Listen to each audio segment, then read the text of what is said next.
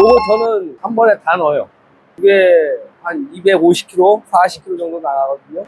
하루에 여름철에는 유지방 때문에 3kg 정도 쓰고 하루는 하루에 한 번 오후에 한 4시쯤에 5kg를 주거든요. 보통은 그렇게 주잖아요. 하루 5kg 정도 주는데 그렇다 보니까 이 권유 상태에서 운반하고 나갔을 때 살이 많이 빠지더라고요. 유시가. 이제 체지량이 많다 보니까 지방을 많이 소모하잖아요. 그래가지고 쭉쭉쭉 빠지다가 살짝 아프면 이제 골로 가는 거지.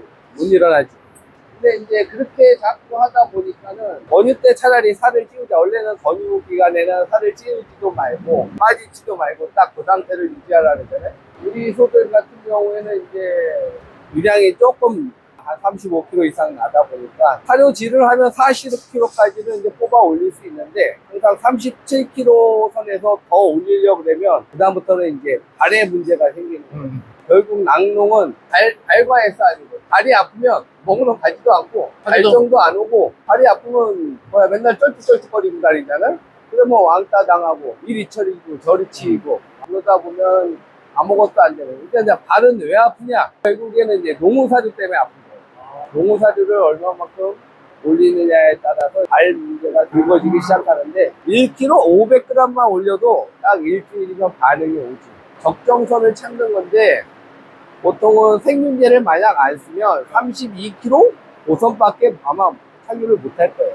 발이 안 아픈 상태로 가라는 근데 유량을 올리려면은 결국에는 소화 흡수율을 최대화시켜줄 거예요.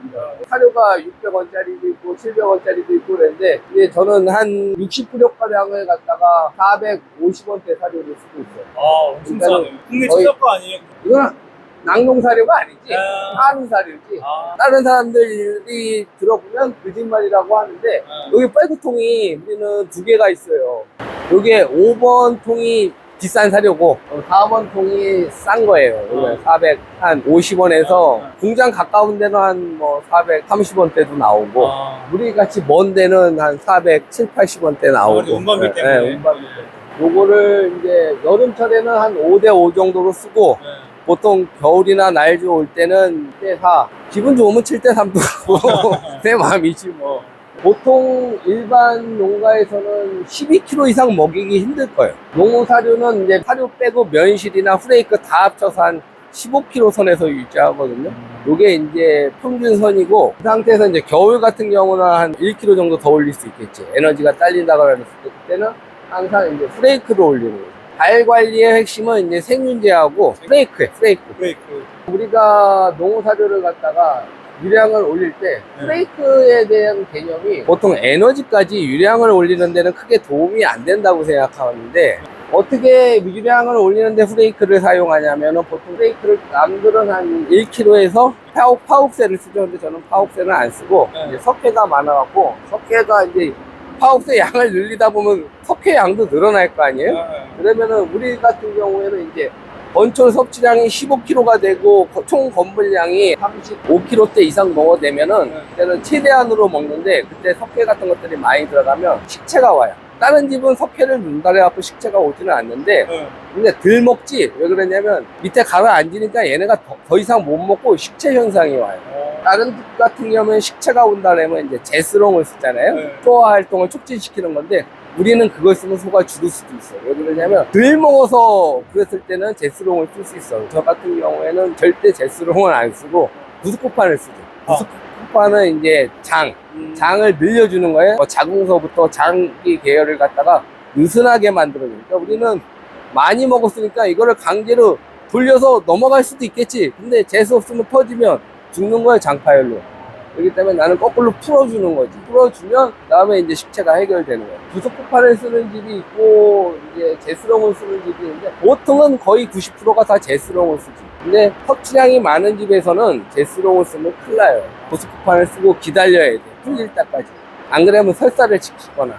이렇게 설사를 하면 일단 사는데 제스롱을 쓰면은 꼬이면 그때는 진짜 네오구미는 아주 직방이고 이제 제스롱은 내하수체에서 이제 소화 좀 한번 해볼래? 이렇게 신호를 주는 거고 이제 네오구미는 아예 강제로 돌리는 거예요. 네오구미는 보통 수의사들이 오면 식체 오면 네오구미를 써요. 재수 없으면 죽는 거야? 수의사만 오면 죽는데 왜? 네오구미를 넣기 때문에 죽던지 아니면 확 풀리던지 둘 중에 하나거든. 근데 그런 도박을 할 필요는 없지. 그거는 각자 알아서 할 문제인데 나는 이제 네오금이나 제스동은 안 써요. 그러다가 이제 프레이크가 발을 아픈 것 때문에 내가 프레이크를 생각했는데 한우 비육하는 데서 발 아픈 거 봤어요? 잘 못 봤죠. 없죠 거의. 과산증이랑 설사를 할 수 있는데 발을 들지는 않잖아요. 네. 아니 한우도 먹을 만큼 막 그냥 포대로 부어놓고 먹이잖아요. 근데 걔는 왜 괜찮을까? 보니까 한우사루의 반은 프레이크야. 프레이크를 갖다가 많이 먹어갖고 그랬을 때는 희한하게 발은 안 아프대. 거기서 내가 차가를 해서 유량을 올릴 때는 용사리를 올리지 말고 프레이크를 올려보자. 프레이크를 갖다가 올려보니까 훨씬 더 덜해요, 발 아픈 게. 그 프레이크를 적극적으로 잘 사용하는 게 상당히 중요해요. 권유를 이제 사양 관리에 있어서 어떤 박사님들은 뭐 음이온, 양이온 따지고 뭐 풀 따지고 그러는데 나도 그렇게 했지. 네. 근데 그렇게 하라는 대로 해도 되냐 안 되냐? 안 돼.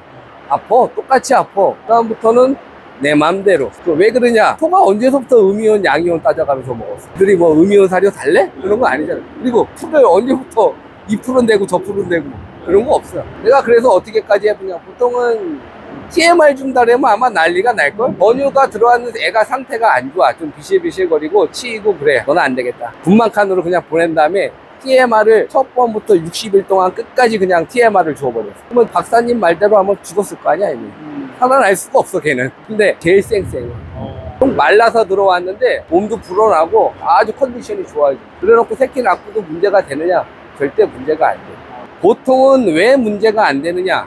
보통 그냥 사료만 줬을 때는 문제가 돼요. 근데 거기에 생균제나 비타민제를 첨가시켜주면 아무 문제가 안 생겨. 그러니까 먹고 소화를 다 시키면 어떤 사료를 주든 아무 문제가 없어. 근데 먹었는데 설사를 한다거나 뭐 남긴다거나 그렇게 되면은 문제가 되는 거예요. 요구량이 다 충족이 되면 아무 상관이 없어요. 잘 먹고 잘 똥을 싸면 뭘 먹어도 상관이 없어. 그런 거 사실 가릴 필요가 없어. 뭐 주고 싶은 거 아무거나 줘. 모래 빼고 다 줘도 돼. 내가 이제 프레이크를 막 5kg, 6kg씩 내 맘대로 막 줬지. 그러니까 이제 살이 막 이렇게 뚜룩뚜룩 찌지. 새끼 낳고 유혈이 제일 무서운 거 딱 하나밖에 없어. 살쪄서 문제되는 건 유혈이야. 유혈 올래 안 올래를 어떻게 판단을 하냐? 그것도 이제 노하우인데. 새끼를 낳고 나서 딱 수산촌에 놓은 다음에 TMR을 한 2삽을 딱 줘봐요. 그러면 칼슘이 딸리는 애는 유혈이 올래는 한 5입? 5입 먹고 못 먹어. 아, 얘는 100% 유혈 오래구나. 그래서 이제 CDP를 딱 걸면 되고 2삽을 줬는데 2삽을 다 먹었어. 얘는 아무 문제 없는 애. 칼슘적으로. 칼슘이 딸리면 못 먹어요. 안 먹어. 그래갖고 안 먹는 애 이제 CM이 딱 꼽잖아요. 꼽자마자부터 먹기 시작해. 그리고 칼슘 대사가 일어나면 딱 오줌을 찍 하고 싸. 그러면 칼슘 작동이 제대로 되는 거야. 그러니까 아예 쓰러져 있는 애는 칼슘을 딱 꽂았을 때 오줌 쌀 때까지 꽂아야 돼. 그러니까 보통 9병까지 꽂으면 오줌을 싸요. 그러면 칼슘 작동이 되는 거예요. 그건 내가 한 말이 아니고 수의사님이 하신 말씀.